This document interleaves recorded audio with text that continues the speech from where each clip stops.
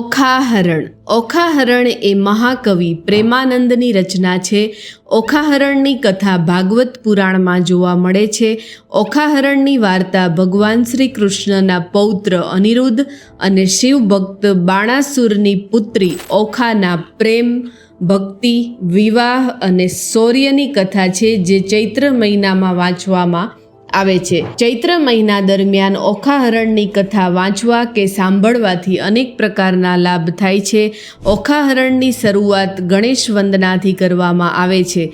ત્યાર પછી ઓખાહરણના કુલ 93 પ્રકરણ છે, જેને કડવા કહે છે. આ 93 કડવાને ચોક્કસ રાગમાં ગાવાના હોય છે. રાગની વિગત દરેક કડવા સાથે આપેલી હોય છે.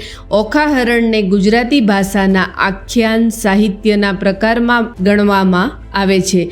ઓખાહરણની કથામાં દૈત્યરાજ બાણાસુર તપથી મહાદેવને પ્રસન્ન કરી વરદાનમાં પુત્રી પ્રાપ્ત કરે છે. એ પુત્રીનું નામ ઓખા હોય છે, જેના વિવાહ શ્રી કૃષ્ણના પૌત્ર અનિરુદ્ધ સાથે થાય છે. જય શ્રી કૃષ્ણ.